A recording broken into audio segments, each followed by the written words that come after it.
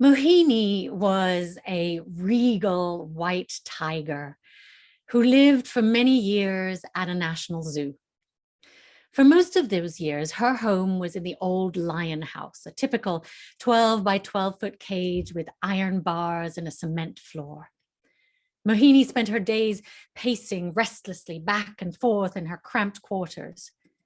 Eventually, biologists and staff worked together to create a natural habitat for her. Covering several acres, it had hills, trees, a pond, and a variety of vegetation. With excitement and anticipation, they released Mohini into her new and expansive environment. But it was too late. The tiger immediately sought refuge in a corner of the compound. There she paced and paced until an area 12 by 12 feet was worn bare of grass. And Mohini stayed in that corner for the remainder of her life. So we've heard tales of two tigers today whose magnificence was threatened by the stories and experiences that they had. And if glorious tigers can lose their way, their sense of freedom and their wholeness as a result of their environment and stories, what about us humans? Psychologists, anthropologists, writers, and politicians know that we're deeply impacted by the stories we're told and the experiences we have throughout life.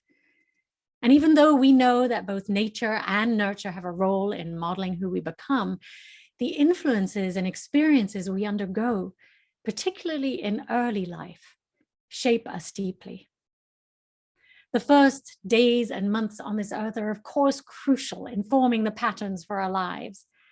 Do your parents gaze at you with loving eyes? Do they smile at you and embrace you, nourish you, and meet your needs with love and delight? If so, your story may begin with, I am beautiful. I am worthy. I am enough. I am loved. But if you're unwanted, or born into a household full of mouths clamoring to be fed, or your parents can't give you the time or care you need, your story might begin in a very different way. I'm a nuisance. I'm too much.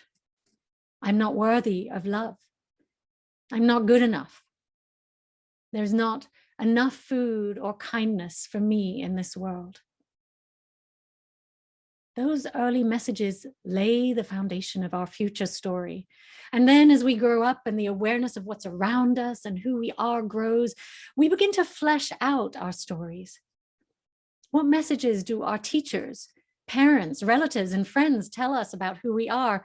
What do they tell us about our families, our ancestors, and what to expect from life?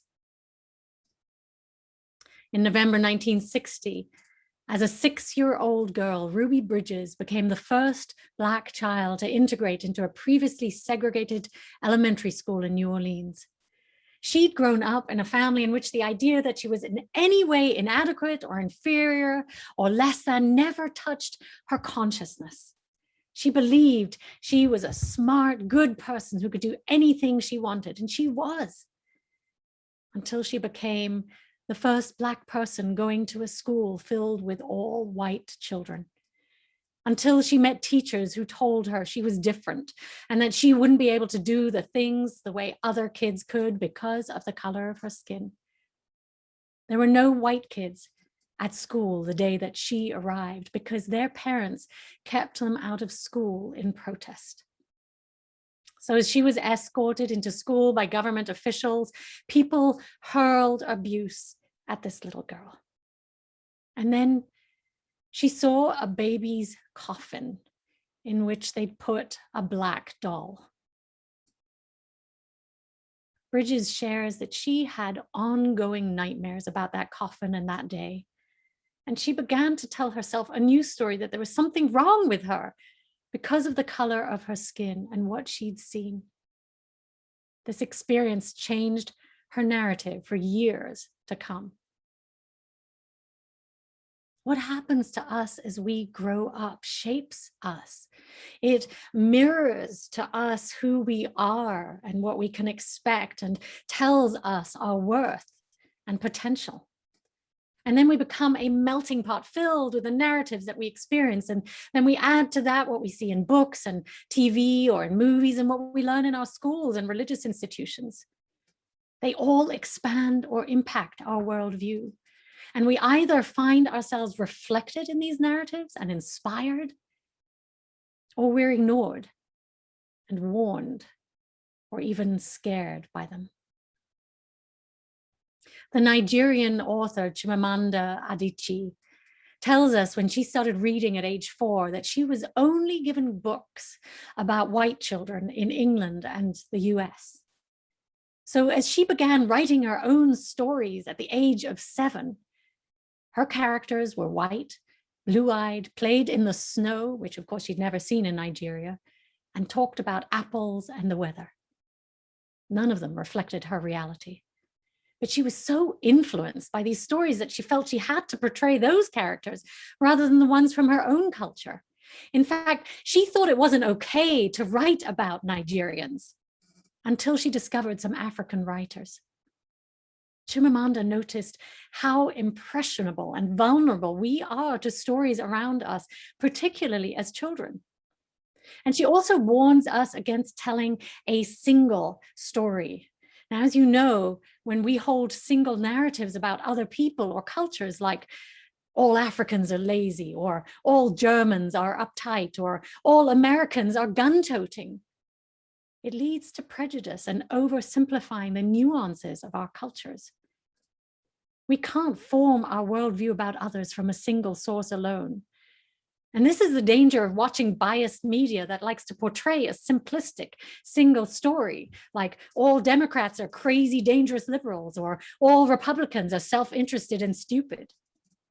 As soon as we hear a narrative about anyone that generalizes, it's a great cue for us to get curious, to listen more deeply, to do our research and try to expand the single story. So as we get older, we begin to have our first intimate relationships. And there we're reflected in a whole new way. Do we have worth? Are we lovable? Are we treated with respect and care? Or do we hide who we are because we're scared we might not be accepted by society, let alone another human being? Perhaps we realize that our sexuality or our gender expression doesn't fit the typical stories that we see around us. So we begin to feel like outsiders, carrying with us a great secret.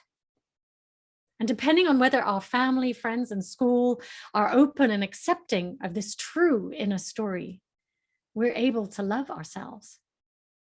But if not, we may head towards despair, fear, or self-loathing.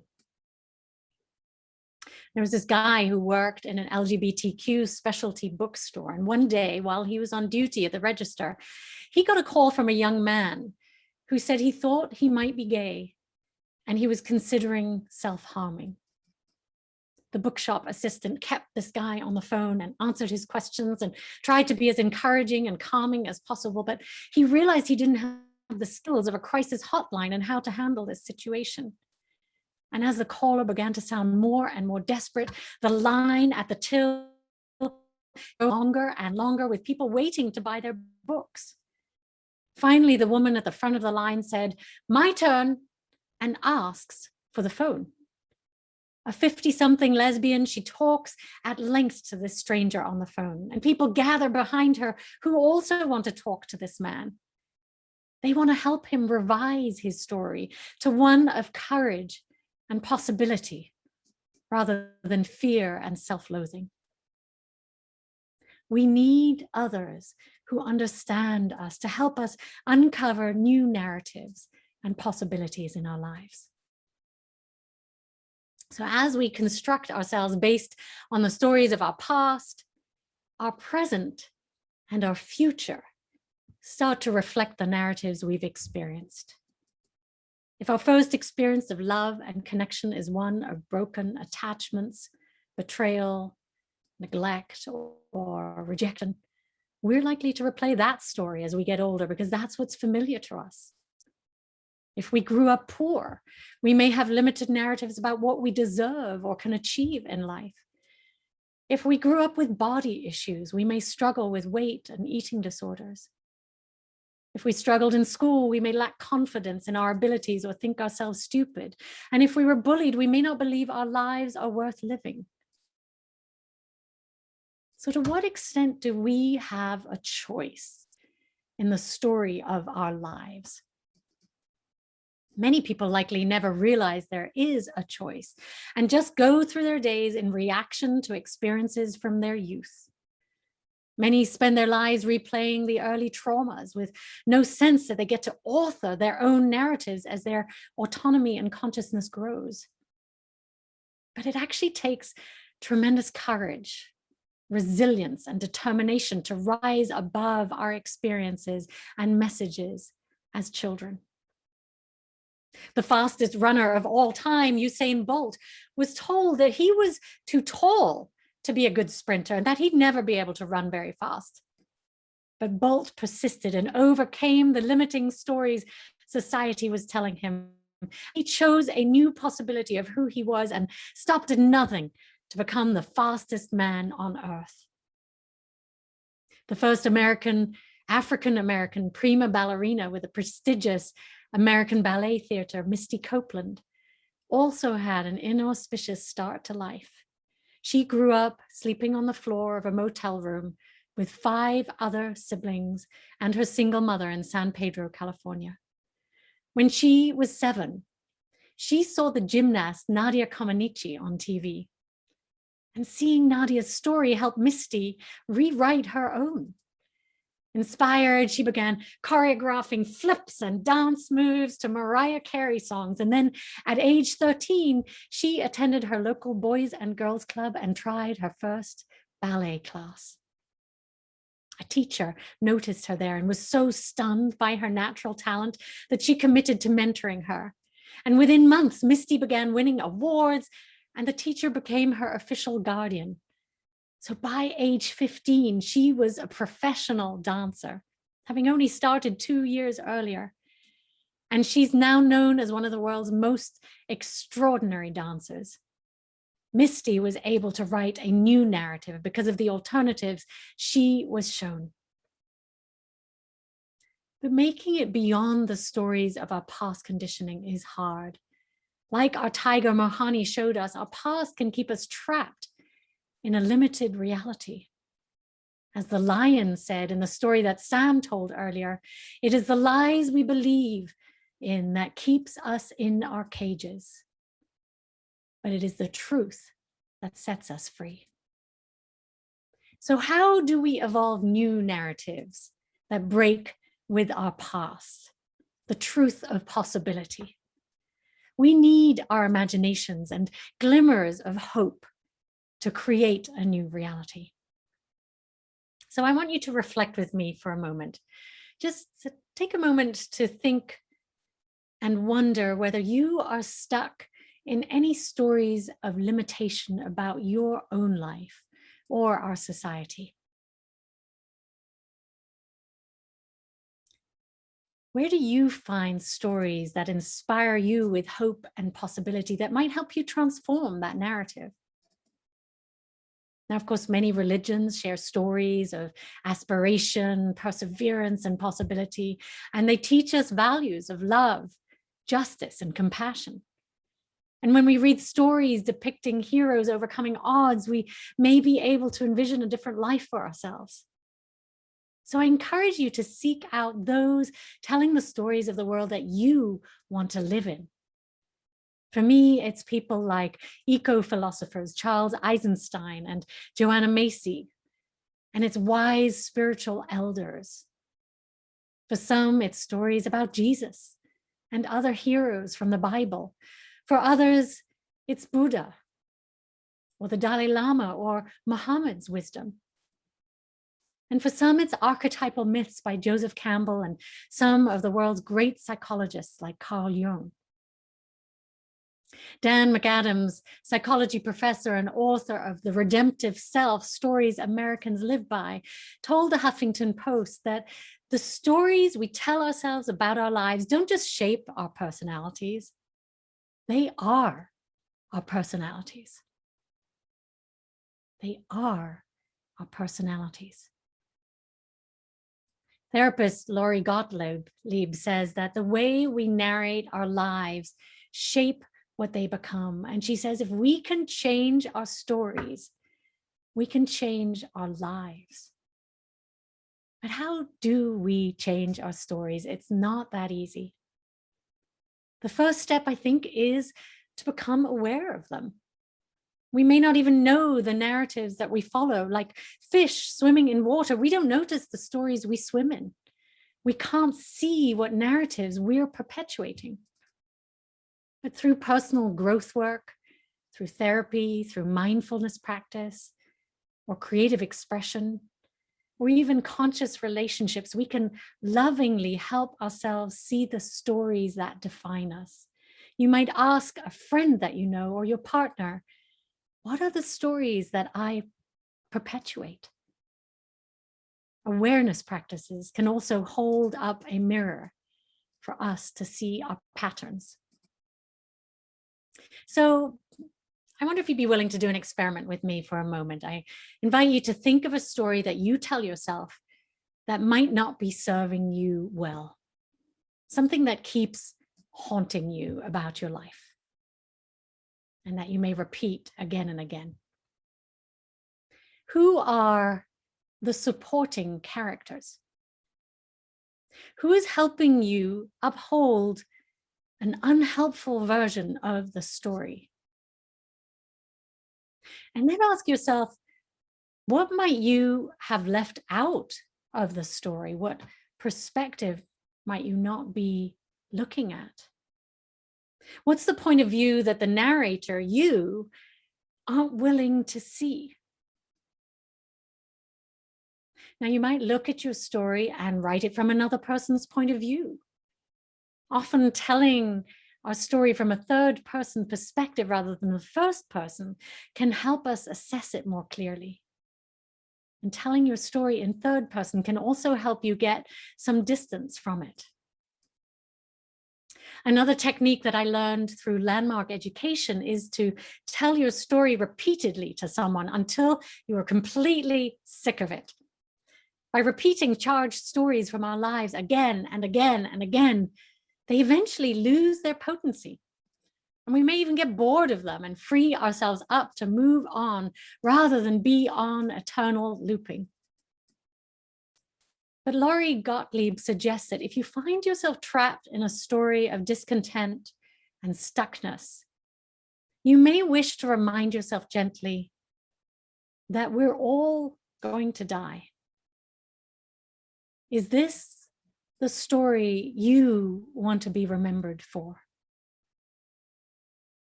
And then consider, you can shape these stories while you're still alive. You have the chance to be the hero and not the victim of your story. So how would a hero or protagonist who inspires you change this story? Choose which of your stories to listen to and which ones you might want to edit. Become the narrator of your own story. In fact, Gottlieb encourages us to aim for our own Pulitzer Prize in the stories of our lives. What do I want my story to be? And then go and write your masterpiece. Another way to remind ourselves that we're interpreting everything is to say, the story I tell myself about this is. So you might want to try that the next time you're in a disagreement with someone. And just say, the story I tell myself about what just happened is, and see if it doesn't free you up to perceive it as your interpretation rather than a fact or a hard and fast reality. Another important way to change your story is to liberate yourself from influences that are not supportive to rewriting your story.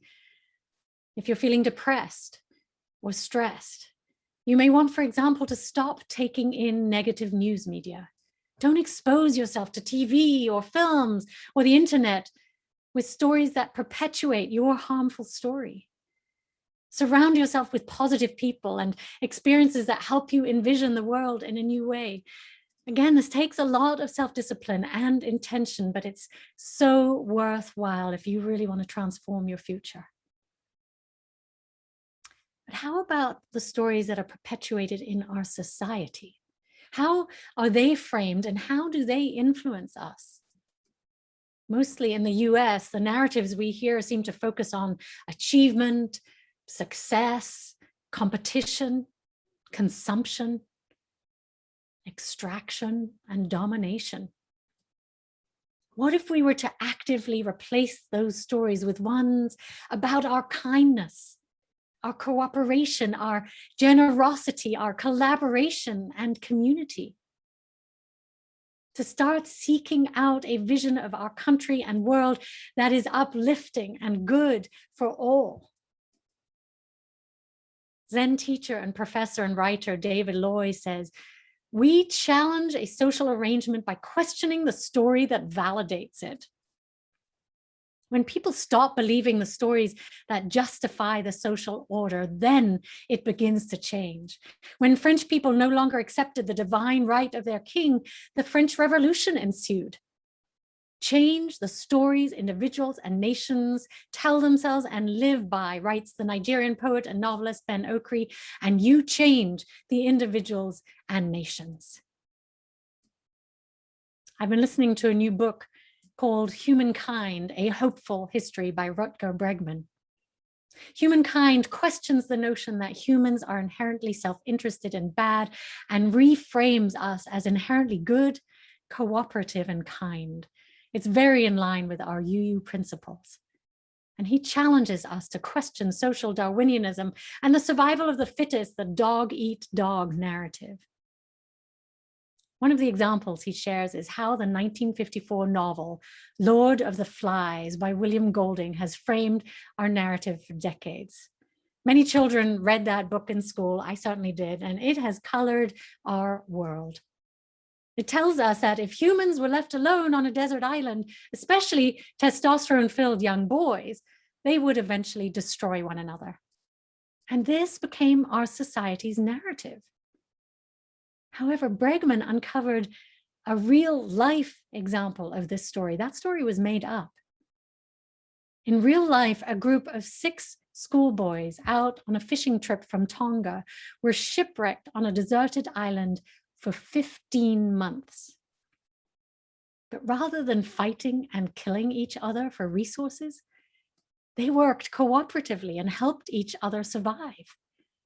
Long given up for dead, their families had grieved them, but they survived and told the most extraordinary stories of cooperation and collaboration. And they developed a way of being that supported everyone rather than one of competition and mutual destruction. They were eventually found and rescued by an Australian ship's captain, all of them healthy and well. So we need to question the stories we're told, even the culturally embedded ones, or perhaps especially those. We need to question whether we're fundamentally good or depraved. What if we started living into narratives that humans are essentially good, as our Unitarian Universalist faith tells us? We might just need to be reminded and practice how to live in that way. What if our news media focused on those stories instead of all that's bad and wrong? Let's rally them to do that. I subscribe to a few emails each week that share good news, stories of heroics and kindness, and these buoy my belief in the inherent worth and dignity of humanity. So perhaps the litmus test is whether narratives are serving or harming us. Are they uplifting or depressing us? What stories do we want to tell about ourselves and our children's children? What stories do we want to shape our present and our future? I end with a famous Cherokee story of 2 hungry wolves.